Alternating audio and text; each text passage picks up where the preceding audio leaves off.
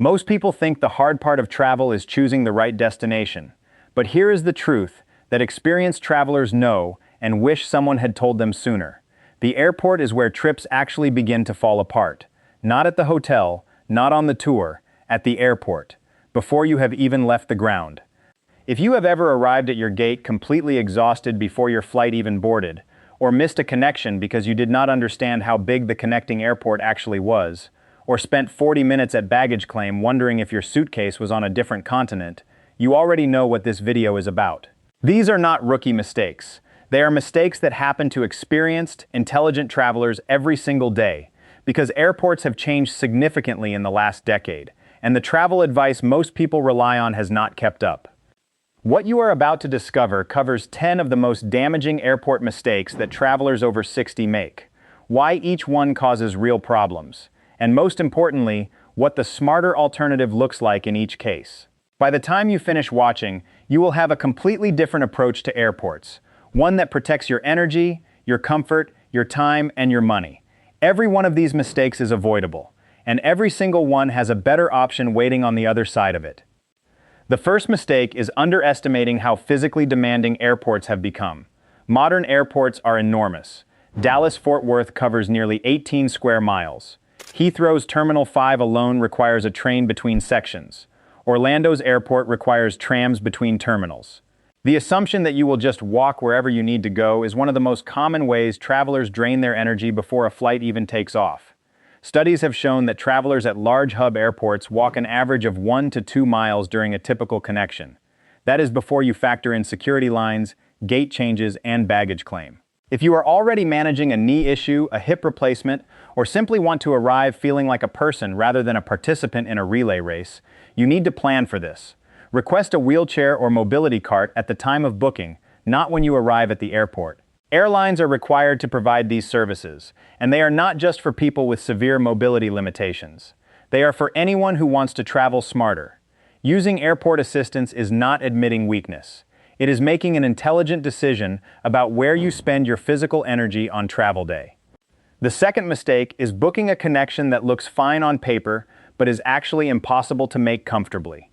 A 1-hour layover at a small regional airport and a 1-hour layover at Chicago O'Hare are completely different experiences. At a small airport, an hour is generous. At O'Hare, depending on your arriving and departing terminals, that hour might not be enough to clear the connection with any comfort at all. The standard advice used to be that 90 minutes was a safe domestic connection and 2 hours was safe for international. That advice is now outdated, particularly for travelers who cannot sprint through a terminal. The smarter standard for travelers over 60 is 2 hours minimum for domestic connections and 3 hours for international, especially if the connection involves a customs process. Yes, this sometimes means a longer total travel day, but missing a connection costs you far more in time, money, and stress than an extra hour at the connecting airport. Longer layovers also give you the option to eat a proper meal, sit quietly, or walk slowly without anxiety. That is not wasted time. That is preserved energy for the trip ahead. Before we go further, I want to hear from you. Write in the comments where you are watching from and tell me what destination is currently on your travel list. There is a strong community of experienced travelers in this comment section, and those conversations often lead to discoveries that no guidebook would ever give you. The third mistake is arriving at the airport without accounting for the new normal of security wait times. The idea that arriving 2 hours before a domestic flight is always enough has become dangerously outdated at major airports during peak travel periods.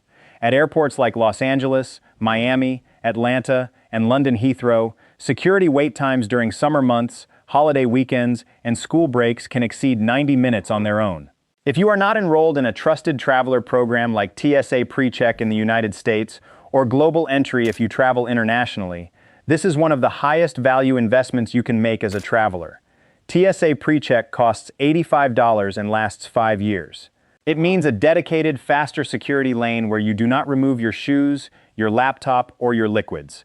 For travelers who find the standard security process physically difficult or stressful, this is not a luxury. It is a quality of life decision.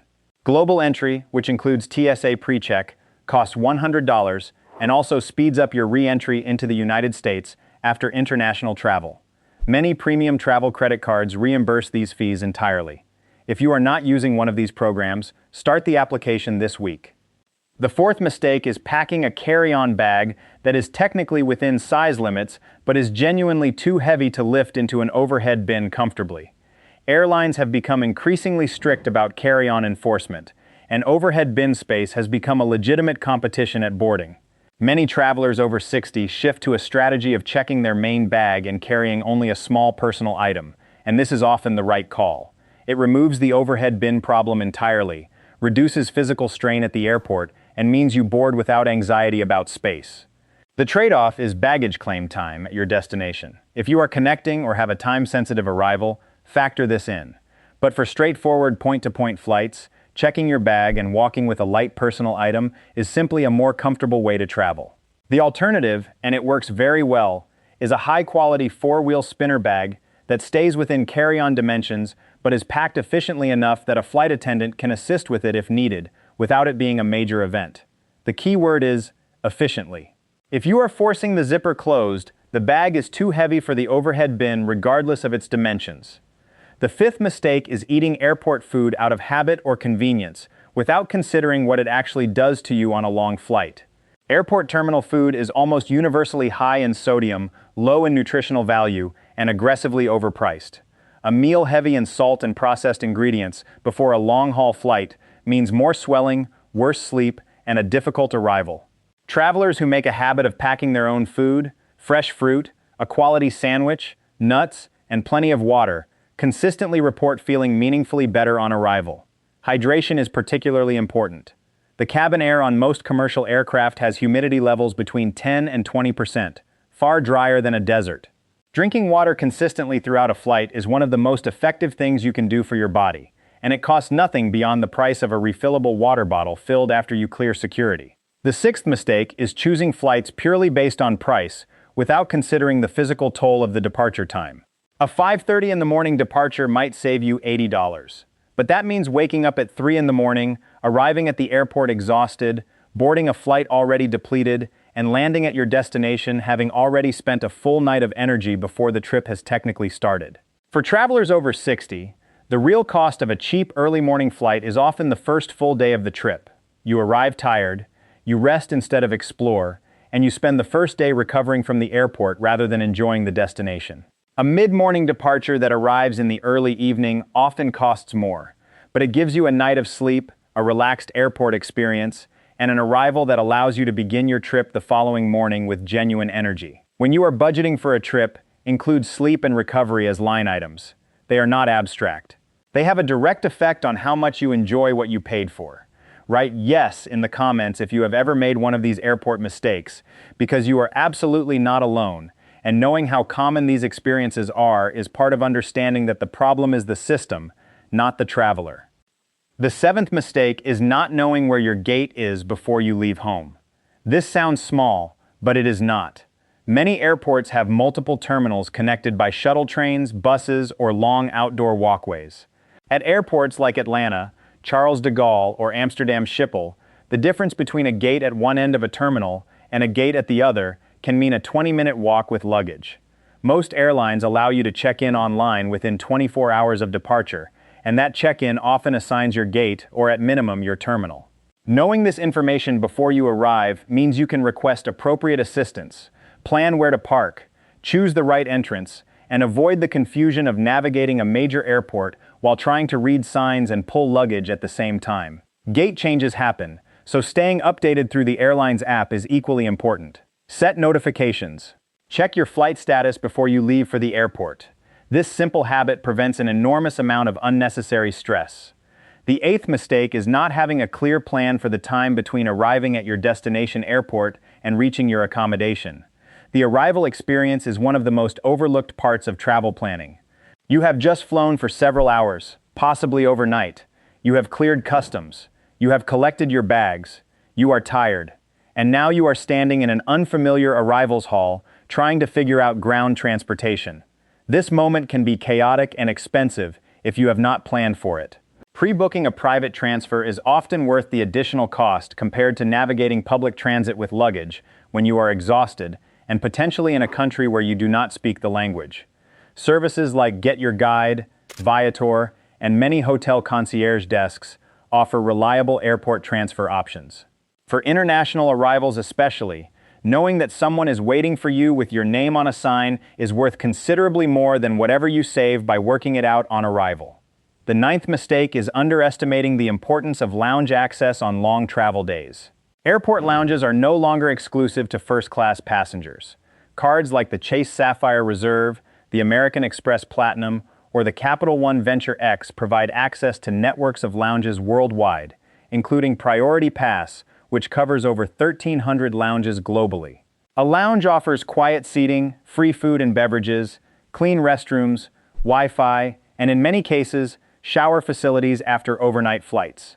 For a traveler facing a 3-hour layover, the difference between sitting in a noisy gate area with overpriced food and sitting in a lounge with a proper meal, a comfortable chair, and relative quiet is genuinely significant. If your travel card does not already provide lounge access, it is worth comparing your current card against options that do. The annual fees are often offset entirely by the lounge value alone, plus travel credits and other benefits. This is the kind of practical upgrade that costs nothing once you do the math. The 10th mistake is treating the return trip as an afterthought. Most travelers put enormous energy into planning the outbound journey and almost none into the journey home. But the return trip is often when the real damage happens. You are tired. The trip is winding down. You may have stayed out late on your final night. And now you are facing the same airport process that required so much planning on the way out, but this time with less energy and often less time. Over-planning your return is one of the smartest travel habits you can develop. Book an early enough flight that a delay does not cost you an extra night in an expensive city. Give yourself enough time at the departure airport to eat, sit, and breathe. Pack your bag the night before, not the morning of. If you used a private transfer on arrival, book one home as well. These small decisions prevent the exhausting scramble that leaves many travelers saying they need a vacation from their vacation. That phrase should not be a joke, it should be a warning. Here is the bigger principle behind everything you have just heard. Airports are systems designed for maximum throughput, not maximum comfort. They are built to move as many people as possible through a finite space as quickly as possible.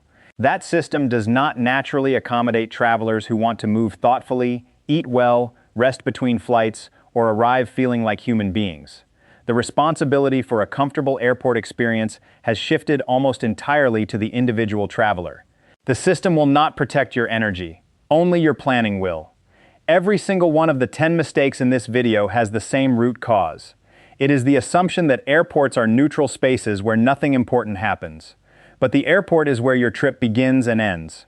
How you navigate it determines how much energy you have for everything that follows. A traveler who arrives at their destination, rested, organized, and unhurried, has a fundamentally different trip than one who arrives depleted and stressed. Everything you have heard today is an investment in that arrival. The travelers who make the most of their trips after 60 are not the ones who spend the most money. They are the ones who protect their energy most deliberately. They book their assistance before arrival. They choose flights that serve their bodies, not just their budgets. They hold their physical reserves for the experiences that actually matter.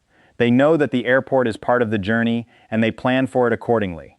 If this kind of practical, honest travel advice is what you are looking for, subscribe so you do not miss what comes next. There is a video coming up on the specific travel credit cards worth having after 60, the ones that genuinely pay for themselves, and another on the hotel booking mistakes that cost travelers hundreds of dollars on trips they have already saved for. Before you go, write one airport mistake from this list in the comments that you are going to stop making on your next trip. That single decision might be the one that changes your next arrival entirely.